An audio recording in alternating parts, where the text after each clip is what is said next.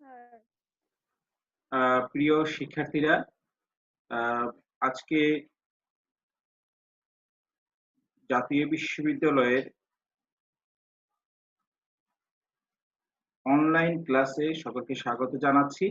আজকে যে বিষয়ের উপরে তোমাদের পাঠ আলোচনা করা হবে, বিষয়টি হচ্ছে তাপ গতিবিদ্যার প্রথম সূত্রের দ্বিতীয় অংশ। তোমরা গত ক্লাসে প্রথম অংশের থেকে ধারণা নিয়েছিলে। আজকে দ্বিতীয় অংশে নিয়ে আমি আলোচনা করব। তোমরা খাতা কলম নিয়ে প্রস্তুত থাকো। শিক্ষার্থীরা, তোমাদের এখানে হাজিরা তালিকা যারা উপস্থিত রয়েছে সংযুক্ত আছো। আজকে ষষ্ঠ ক্লাস হবে। এখানে ষষ্ঠ ক্লাসে যারা উপস্থিত আছে সকলকে ধন্যবাদ জানাচ্ছি। এখন আজকে আলোচ্য সূচিকে আমি দুটি প্রধান অংশে বিভক্ত করে আলোচনা করব। প্রথম হচ্ছে তাপগতিবিদ্যা প্রক্রিয়ায় যে গতি প্রক্রিয়া নিয়ে তোমাদের আলোচনা করা হয়েছে, সেই গতি প্রক্রিয়ায় কৃতকাজের রাশিমালা তা পরীক্ষায় প্রায়শই এসে থাকে। আর পরের অংশে রয়েছে তাপ গতিবিদ্যার প্রথম সূত্রের প্রায়োগিক দিকগুলো এবং সম্পর্কিত কতগুলো সমীকরণ। তাহলে আমরা মূল আলোচনায় আজকে চলে আসি।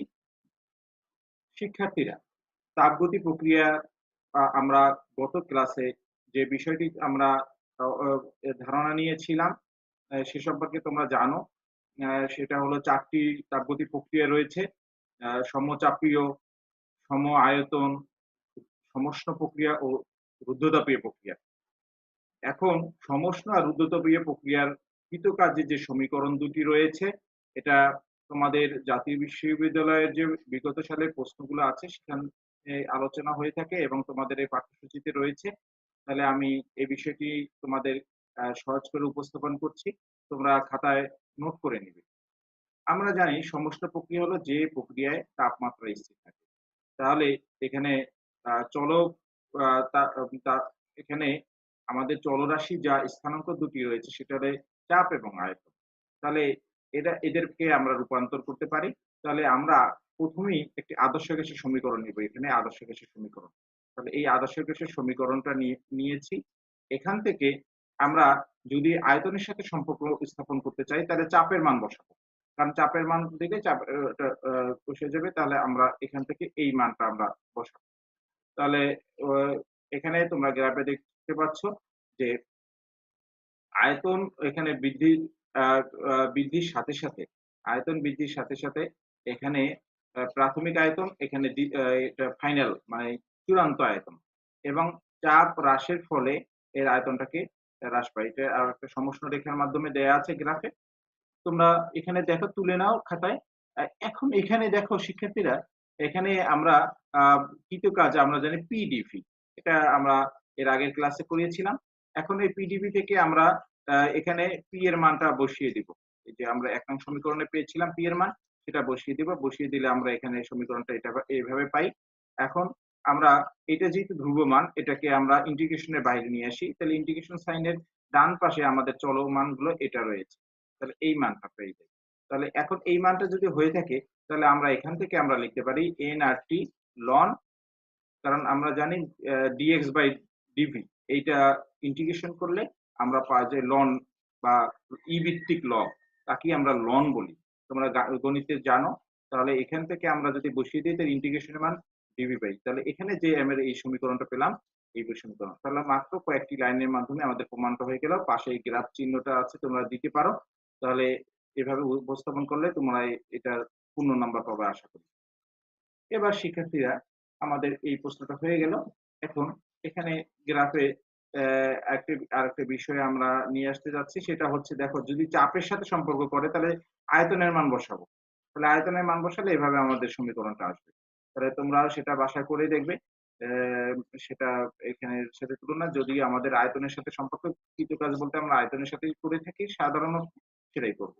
এটা আগের গ্রাফটাই রয়েছে, আমরা পুনরায় দেখতে পাচ্ছি।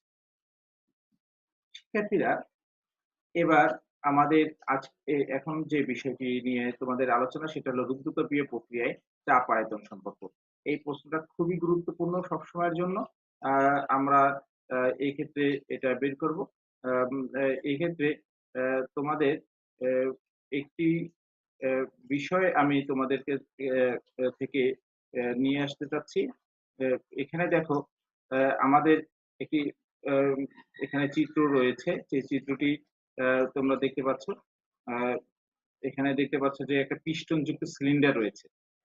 এই পিস্টনযুক্ত সিলিন্ডারে তোমাদের আ পি চাপে ভি তাপমাত্রায় এখানে রাখা আছে। এখানে পিস্টন দিলে পিস্টন আপ ডাউন করার মাধ্যমে আয়তন সংকোচন প্রসারণ করা যায় এবং কৃতকাজ করানো যায়। এই ক্ষেত্রে আমরা রুদ্ধতাপীয় প্রক্রিয়ার ক্ষেত্রে এই কাজটা করতে চাই। তাহলে প্রক্রিয়ার ক্ষেত্রে যদি আমরা ওই গ্যাস পাত্রটি বিবেচনা করি তাহলে ইনসুলেটর দিয়ে আটকানো থাকবে। কারণ তোমরা জানো রুদ্ধতাপীয় প্রক্রিয়ায় সিস্টেম এটা যদি তাপীয় সিস্টেম হয় তাহলে বাহির থেকেই হিট এখানেও ঢুকবে না। আর এখান থেকে হিট বাহিরেও যাবে না। এই বিষয়টা মাথায় রাখতে হবে।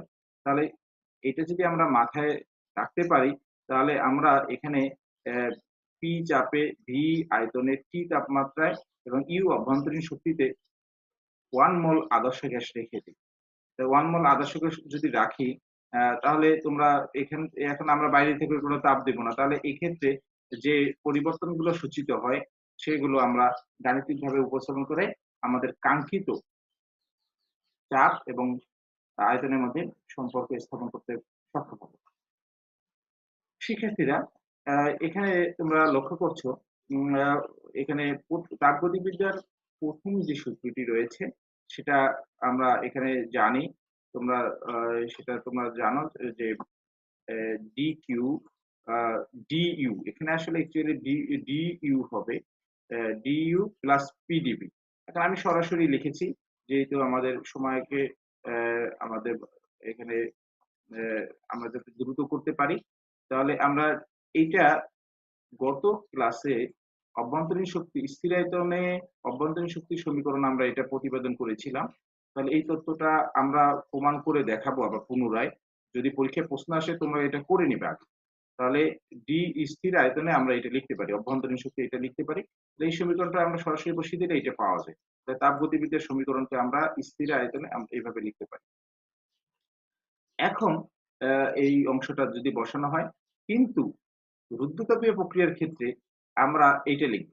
লিখবা রুদ্ধতাপীয় প্রক্রিয়ায় এটা বাংলায় লিখবে। আমরা এখানে ইংরেজিতে আছে বাংলা করে দিচ্ছি। তোমরা বাংলায় উপস্থাপন করো। একই মিডিয়ামে একই ক্যারিকুলামে লিখতে হবে। যদি কেউ ইংরেজিতে পরীক্ষা দিতে চাও তাহলে সবগুলোই ইংরেজিতে উপস্থাপন করতে হবে।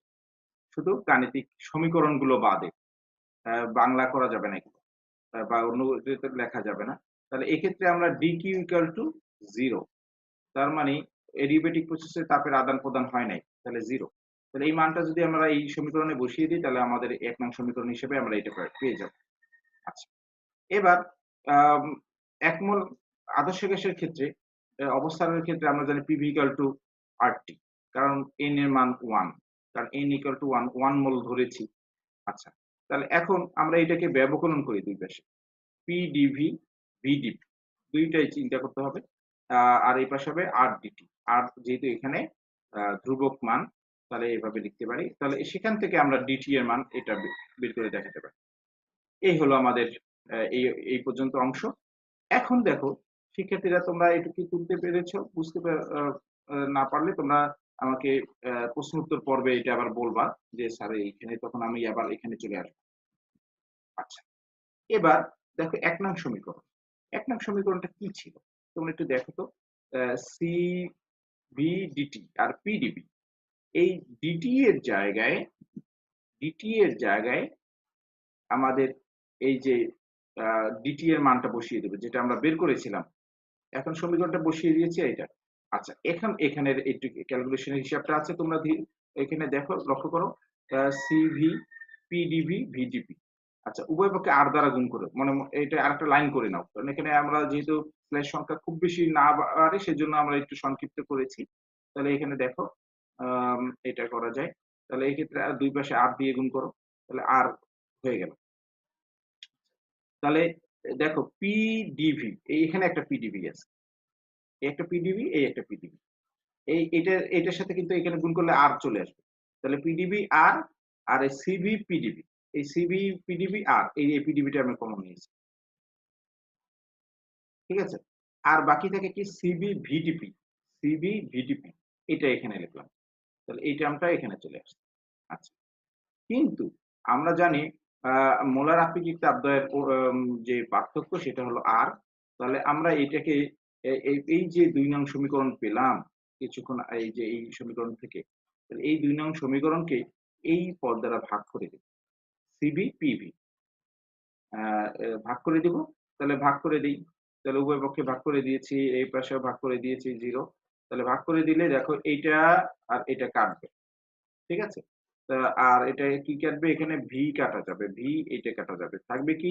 DP by p, dp by P.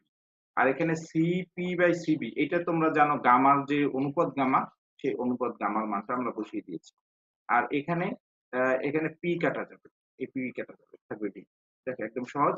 তাহলে এক্ষেত্রে আমরা ৩ নং সমীকরণ পেয়ে যাই। তোমরা তুলে নিচ্ছ? গুড।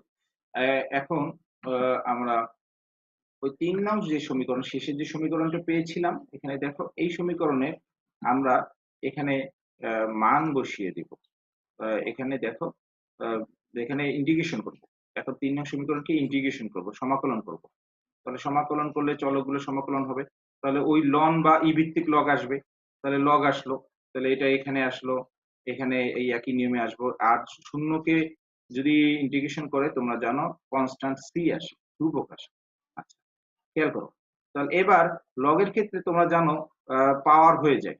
তাহলে এখানে আ এটা পাওয়ার হিসেবে গামা উপরে চলে আসলো। তাহলে এখানে তাহলে এখানে এটাও ln P তাহলে ln P আর ln এর ক্ষেত্রে যোগ থাকলে এটা গুণ আকারে এবার আসলো। আর এটা থাকলো। এখন তোমরা জানো ই ভিত্তিক লগ এপাশে যদি চলে যায় সেটা এটার এক্সপোনেনশিয়াল টার্ম আসে, সূচকীয় মান আসে। তাহলে এক্সপোনেনশিয়াল একটা খেয়াল করো, এই কথাটা খেয়াল করো যে এটা কেন আবার কনস্ট্যান্ট লিখতে পারি? এটা কনস্ট্যান্ট লিখতে পারি এজন্য যে কোনো একটি সূচকীয় মানের যদি ধ্রুবক নেয়, ধ্রুবকের সূচকীয় মান নেয়, তাহলে সেটাও কিন্তু একটা ধ্রুবক রাশি। বুঝছো? এটা ধ্রুবক তার সূচকীয় মানটা। তাহলে সবসময় এটা স্থির মান থাকে, কোনো পরিবর্তন হয় না কোনো আ প্রভাবে। তাহলে আমরা এখান থেকে আমরা আ ব আমরা এটা লিখতে পারি ফাইনালি যে পিভি ইকুয়াল গামা ধ্রুবক। তাহলে এটাই হলো আমাদের কাঙ্ক্ষিত চাপ আয়তন সম্পর্ক। শিক্ষার্থীরা তাহলে তোমরা নিশ্চয়ই এই পর্যন্ত যদি পরীক্ষায় আসে 5 মার্কস এর জন্য যদি আসে তোমরা নিশ্চয়ই উত্তর করতে পারবা। তাহলে এই কথাগুলো মনে আছে নিশ্চয়ই। তোমরা আ বইয়ের সাহায্য নিয়ে অ্যা আমরা কোন বইটি ফলো করছি তোমরা এটা আমি ইতিপূর্বে বলেছিলাম যে এক্ষেত্রে আমরা মুর্শিদ আলী ইউনিভার্সাল পাবলিকেশনস এর বইটা আছে। ডক্টর সাইদুজ্জামান স্যারের বইটা আছে। এটা তোমরা যার যেটা সুবিধা হয় সেটা থেকে একই রকম ক্যালকুলেশন তোমরা দেখতে পাবো। আচ্ছা। এখন এখানে গ্রাফও আমরা এঁকেছি P বনাম V গ্রাফ। এখানে দেখো এই যে এডিয়াবেটিক প্রসেস এর জন্য এটা খারাপ। সমস্ত প্রক্রিয়া যেমন একটু কম খারাপ, এটা একটু বেশি খারাপ। এই যে গাঢ় কালার করা আছে এটা। উম এখন তাহলে এখন আমাদের এই রুদ্ধ রুদ্ধতাপীয় প্রক্রিয়ায় P বনাম V অ্যা আ তাপমাত্রা আয়তন সম্পর্ক। তাপমাত্রা আয়তন সম্পর্কটা তোমরা দেখো। এটা আমরা এইমাত্র পেলাম। খেয়াল করো। এখন আদর্শ গ্যাস 1 মোল আদর্শ গ্যাসের ক্ষেত্রে আমরা জানি এইটা।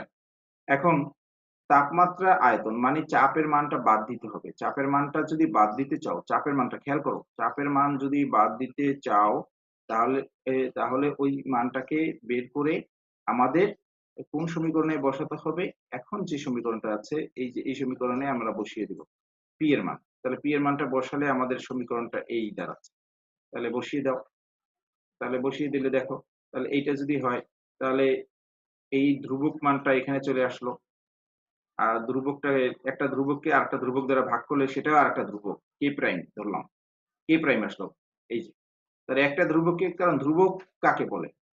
যার মানে কোনো পরিবর্তন হয় না। তাহলে একটা ধ্রুবকের পরিবর্তন হয় না, সেটাকে আরেকটা অপরিবর্তিত রাশি দ্বারা ভাগ করলে তো একই থাকবে। আচ্ছা।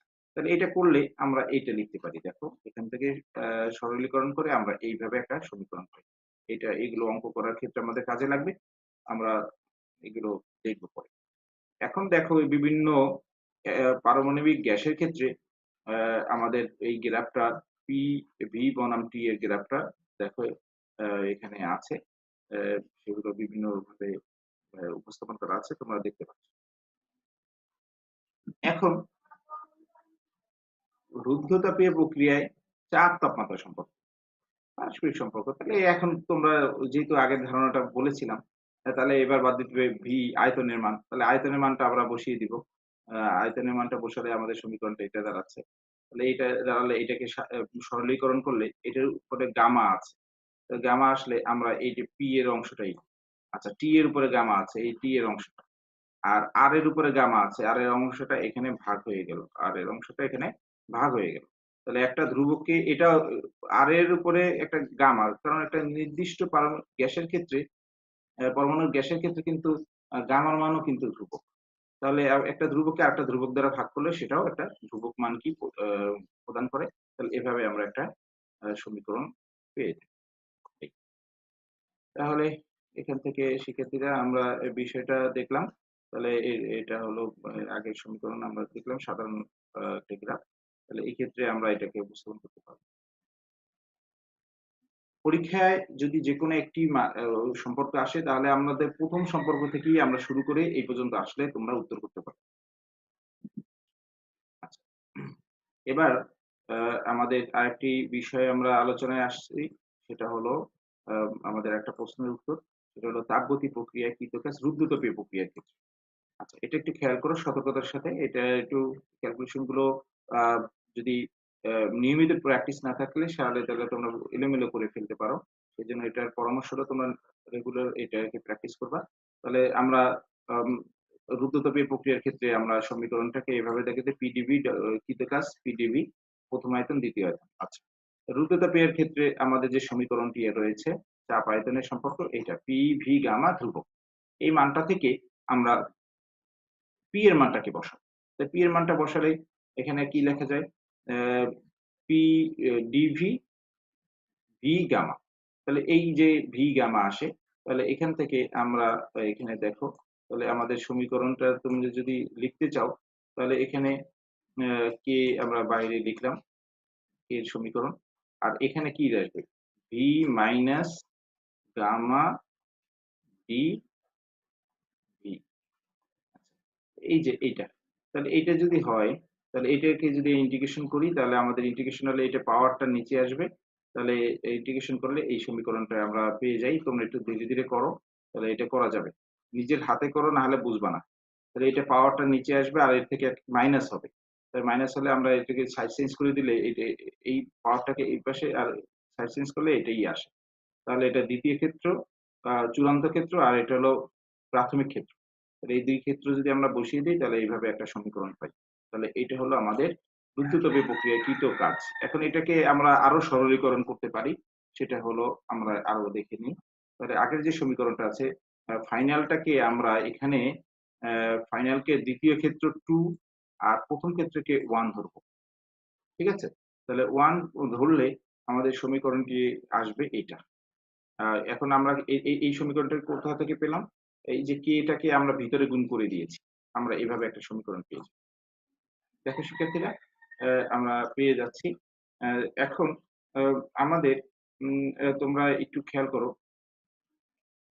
আ আমরা রুদ্ধতাপীয় প্রক্রিয়ার ক্ষেত্রে যে সম্পর্ক ১ম ক্ষেত্র এবং ২য় ক্ষেত্রের আ রূপে যদি প্রকাশ করি তাহলে এভাবে লেখা যায়।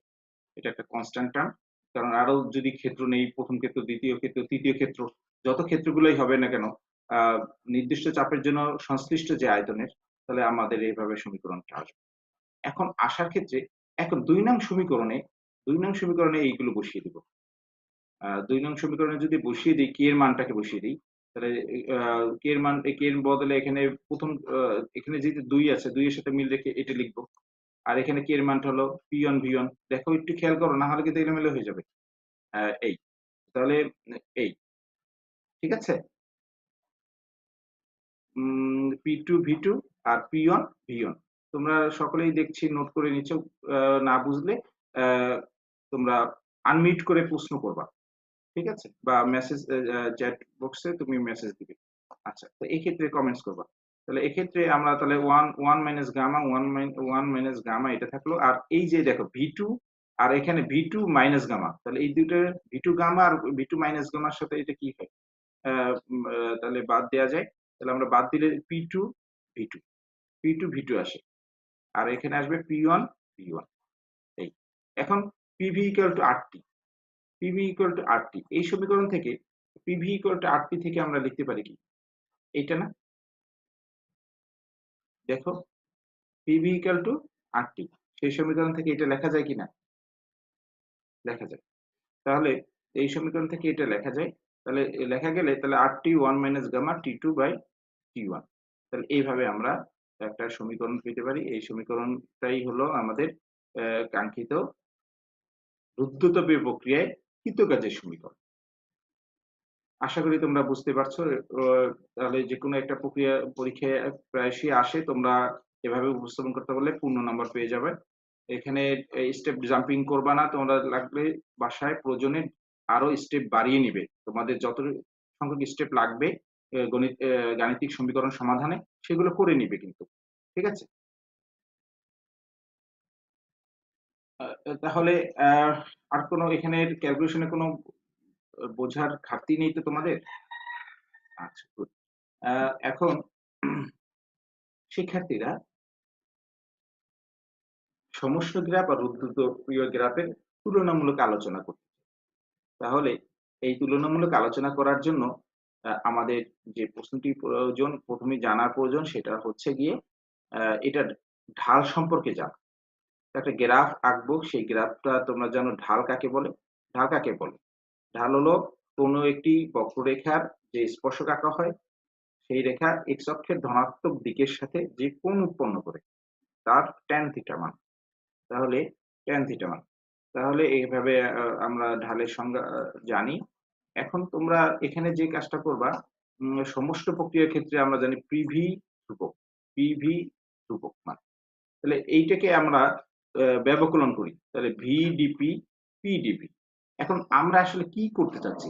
গ্রাফটা যদি বের করতে চাই, পিভি গ্রাফে সবসময় মনে রাখবা ডিপি ওয়াই অক্ষে ভুজদ্বয়ের ডিফারেন্স, কটিদ্বয়ের ডিফারেন্স বাই ভুজদ্বয়ের ডিফারেন্সই হলো তার গ্রাফের মান। ঠিক আছে? তাহলে এইটা। তাহলে আমরা টার্গেট করব এই মানটাকে বের করার জন্য, যদি গ্রাফকে উপস্থাপন করতে চাই। বুঝতে পেরেছো? কারণ আমরা জানি কি ঢালটা, ঢাল কিভাবে নির্দেশ করে? কটিদ্বয়ের আ পার্থক্য, ভুজদ্বয়ের পার্থক্য। তাহলে এই ক্ষেত্রে আমরা এইটা লিখতে পারি। তাহলে এইটা লেখা হলে তাহলে ডিপি কে রেখে এটাকে লিখতে পারি মাইনাস পিডিভি। তোমরা দেখতে পাচ্ছ। এখন DP by DV equal to minus PD. এখন এই যে মানটা, এই মানটা কোন প্রক্রিয়ার ক্ষেত্রে পেলাম শিক্ষার্থীরা? কোন ক্ষেত্রে পেলাম? সমষ্ণ প্রক্রিয়ার ক্ষেত্রে। আর সমষ্ণ যে সমীকরণ, বয়েলের সূত্র থেকে যে সমীকরণটা পাই সেটাই তো সমষ্ণ সমীকরণ। সেই সমীকরণের থেকে আমরা পেয়েছি। এখন সমষ্ণ প্রক্রিয়ায় কোন সমষ্ণ প্রক্রিয়াকে আমরা আসলে কি, কোন রাশিটি ধ্রুবক থাকে? যে রাশিটি ধ্রুবক থাকে সেটাকে গাণিতিকভাবে উপস্থাপন করার জন্য আমরা সাধারণত এটার পাদদেশে লিখি। কারণ জানো সমষ্ণ প্রক্রিয়ায় স্থির থাকে তাপমাত্রা। এইজন্য এটার পাদদেশে আমরা গ্রাফের পাদদেশে টি লিখব।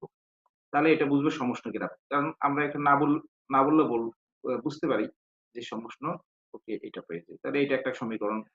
তাহলে আমরা এটা আবার এখানে ভাষাগতভাবে লেখা আছে যে, তাহলে আমরা লিখতে পারি যে সমষ্ণ প্রক্রিয়ায় যে গ্রাফের যে ঢাল তার মান হবে মাইনাস পি বাই, তোমরা বুঝতে পেরেছো? তাহলে ডিপি বাই ডিভি টি, তার মানে সমষ্ণ গ্রাফ এভাবে তোমরা ডিটি লিখবে। লাস্টের লাইনে এভাবে লিখে দিলে সমস্যা নেই। তাহলে এটা আমরা ধরে নিব কি আসলে সমষ্ণ প্রক্রিয়ার ক্ষেত্রে ঢাল। এবার আসো রুদ্ধতাপীয় সমীকরণ থেকে। রুদ্ধতাপীয় প্রক্রিয়ার ক্ষেত্রে আমরা জানি পিভি গামা ধ্রুবক, পিভি গামা ধ্রুবক। তাহলে পিভি গামা যদি ধ্রুবক হয় এইটাকে ব্যবকলন করো ধীরে ধীরে দেখো। তাহলে আমরা ইউভির সূত্র নিব, ইউভি সূত্র, গুণের সূত্র ইউভি, ইউভি সূত্রে বসাবো। তাহলে ইউভি সূত্র যদি আমরা বসাই তাহলে আমরা এইটাকে একবার ধ্রুবক বিবেচনা করব, তাহলে এটাকে চলক। এবার পি কে ধ্রুবক, এটাকে চলক। তাহলে এইটাকে যদি চলক করি, এটা ভি এর সাপেক্ষে ব্যবকলন করি, তাহলে কি আসবে? গামা পাশে আসবে V gamma minus 1 DV. Clear? এখন আমরা ওই একইভাবে আমরা আমাদের টার্গেটে অনুসরণ করব। তাহলে V gamma DP equal to minus gamma P V gamma minus 1 DB. এটাকে আ আ ডান পাশে নিয়ে আসি। ডান পাশে নিয়ে আসলে দেখো এখানে সবগুলোই সব আগের মতোই রয়েছে। আমরা এখানে কি কাজ করেছি? এই যে p টাকে এখানে গুণ করে এই পাশে নিয়ে আসছি। এখানে দেখো তুমি নিজের মতো করে ক্যালকুলেশন করো। এখন দেখো কি বুঝতে অসুবিধা নাই তো? এই লাইন থেকে এই লাইনটা দেখো খেয়াল করো।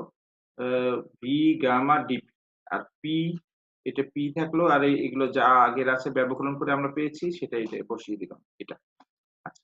এবার ওই আগের নিয়মে ডিপি/ডিভি, ডিপি বাই কারণ রুদ্ধতাপীয় গ্রাফ। রুদ্ধতাপীয় প্রক্রিয়ায় কোন রাশিটি স্থির থাকে? তাপের আদান-প্রদান হয় না। তার মানে এটাকে আমরা লিখতে পারি কিউ। পাদদেশে কিউ লিখে দেব। কিউ থাকলেই বুঝবা যে এটা রুদ্ধতাপীয় প্রক্রিয়ার ক্ষেত্রে। কারণ তাপের আদান-প্রদান হয় না। তাহলে আমরা সমস্ত প্রক্রিয়ায় পেলাম কি? Uh dp by dp by v t, p by V.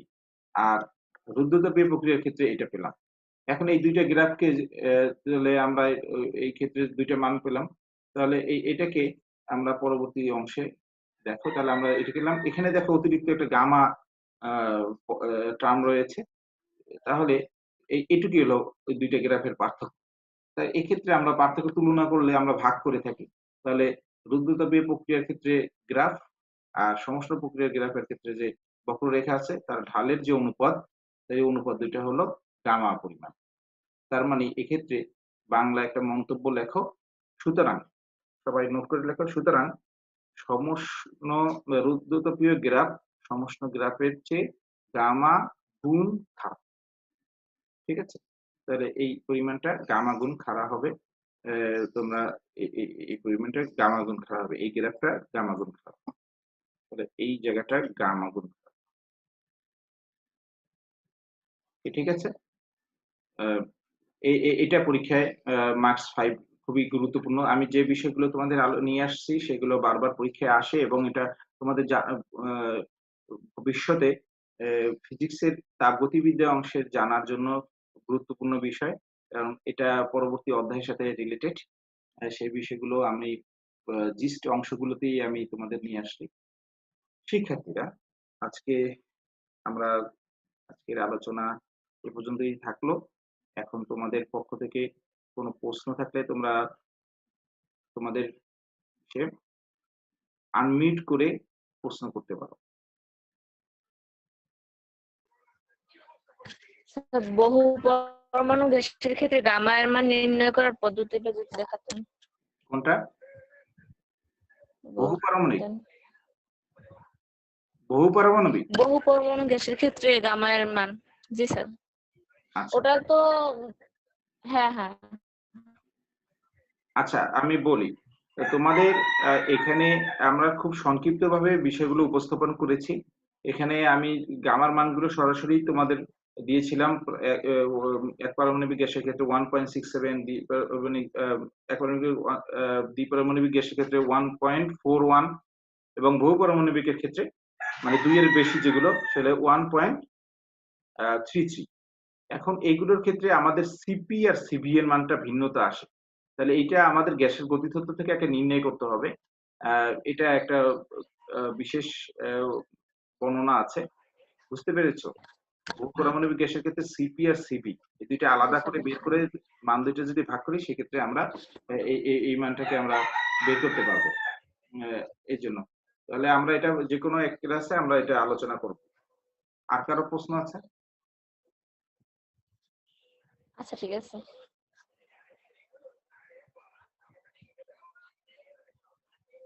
তোমাদের আর মনে হয় সম্ভবত প্রশ্ন কারো নাই।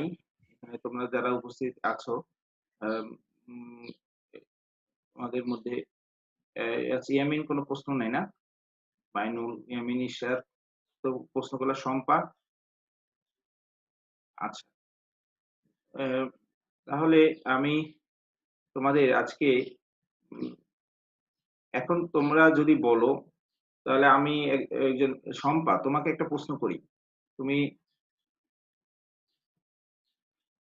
শম্পা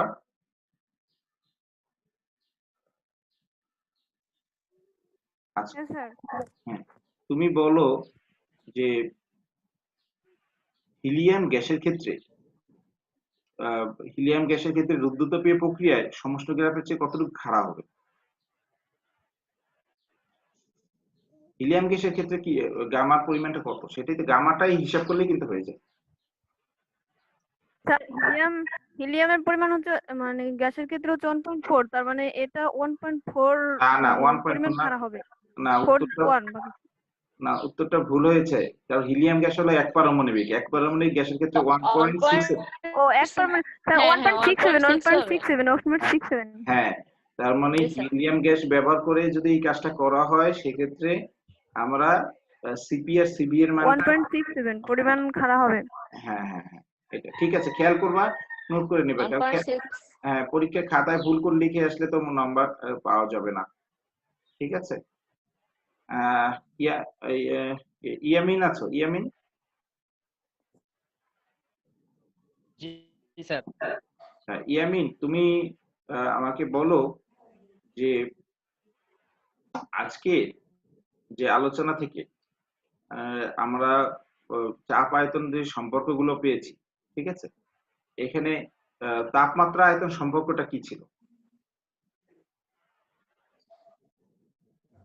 স্যার তাপমাত্রা আয়তন সম্পর্ক ছিল t tv to the power gamma minus 1 সমান সমান ধ্রুবক।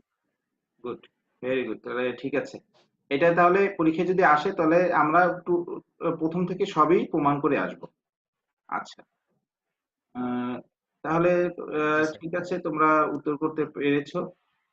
আমরা এটা পরবর্তী ক্লাস আমরা তাপগতিবিদ্যার দ্বিতীয় সূত্রে চলে যাব। আমাদের লেকচার হবে 7 নম্বর লেকচার। তোমরা সেগুলো বাসায় বই দেখে আগে একটু প্রস্তুতি নিয়ে রাখবে, তাহলে এই ক্লাসগুলোকে আরো স্বতঃস্ফূর্ত করা যাবে, প্রাণবন্ত করা যাবে এবং কার্যকর করা যাবে। তোমরা সেই সহযোগিতা করবে এবং তোমাদের সাথে আমি এই সাথে ধন্যবাদ দিচ্ছি এই জন্য, কারণ হচ্ছে তোমরা আহ, দূর প্রান্তে হলেও এখানে দূরে থেকে বাসায় থেকে এই সময় তুমি তোমার পাঠ গ্রহণ করছো, এবং এই আজকের যে পাঠটা তোমরা নিলে, এইটা আজকে যতটুকু আলোচনা হয়েছে এর আগের সাথে যে আলোচনা আছে এটা তোমরা বাসায় নোট করবা। নোট করে নিজে নিজে এগুলো ক্যালকুলেশন করার চেষ্টা করবা, এবং পরবর্তী সময়ে সুযোগ আসলে তুমি এগুলো শিক্ষকদের দেখাতে পারবে। এখন আর কোনো প্রশ্ন আছে কিনা তোমাদের? যদি প্রশ্ন থাকে তোমরা, আমি যখন ক্লাস করি তখন তোমরা প্রশ্নগুলো নোট করে নিবা, তাহলে প্রশ্ন করতে সুবিধা হবে। কারণ প্রশ্ন করার জন্য যেহেতু আমাদের সীমিত একটা সময় রয়েছে, সেক্ষেত্রে তোমরা করবে যাতে আমাদের কাল বিলম্ব না হয়। ঠিক আছে, আজকে কিন্তু অনেকগুলো আমরা প্রমাণ শিখেছি, রুদ্ধতাপীয় কাজের পরিমাণ, সমস্ত প্রক্রিয়ায় কাজের পরিমাণ। তাহলে এইভাবে আমরা বের করতে পারবো, কারণ এই সামনের দিকে যে গাণিতিক সমীকরণগুলো রয়েছে পরের অধ্যায়গুলোতে এইটা আমাদের প্রয়োজন হবে, তোমরা দেখতে পাবা। তখন আমরা সরাসরি সমীকরণটা বসিয়ে দিব। যেমন রুদ্ধতাপীয় প্রক্রিয়ায় কাজের পরিমাণের সমীকরণটা কি পেয়েছিলাম, মনে আছে? W equal to NRT ln V2/V1, এটা। আবার রুদ্ধতাপীয় প্রক্রিয়ার ক্ষেত্রে আমরা কি পেয়েছিলাম, W equal to R/1 minus gamma T2 minus T1। তাহলে এইভাবে আমরা বের করেছি। তাহলে এইটা তোমরা মনে রাখবা, এখানে সিবি টার্মে আমরা রূপান্তর করতে পারবো। তাহলে আজকে তোমাদের বাড়ির কাজগুলো তোমরা খাতায় নোট করে নাও। তোমরা খাতায় নিচে তুলতেছো, কারণ আমরা এইগুলো কিন্তু সবই ক্লাসগুলো রেকর্ড হয়ে থাকবে। তোমরা যারাই যেখানেই থেকে পাঠ গ্রহণ করো না কেন, তোমাদের কলেজ ছাড়াও অন্য কলেজে এটা প্রচার করে তারা নেক না কেন, এটাই আমাদের স্ট্যান্ডার্ড একটা প্রস্তুতির জন্য থাকবে। এটা তোমাদের সংশ্লিষ্ট শিক্ষকদের দেখালে তোমাদের মূল্যায়ন করতে সুবিধা হবে। এখানে প্রশ্নগুলো দেখো, গামা কি, সমষ্ণ রেখা কাকে বলে, রুদ্ধতাপীয় প্রসারণে কৃতকাজ নির্ণয় করো, এটা আজকে করেছি। তারপর দেখাও রুদ্ধতাপীয় গ্রাফ সমষ্ণ গ্রাফ হতে খারাপ, এটা প্রমাণ করে দেখাতে হবে, তোমরা গাণিতিক ভাবে প্রমাণ করে দেখাবো। তাহলে সবাই তুলে নিয়েছো, এবং এটা তুমি বাড়ির কাজ লিখবা।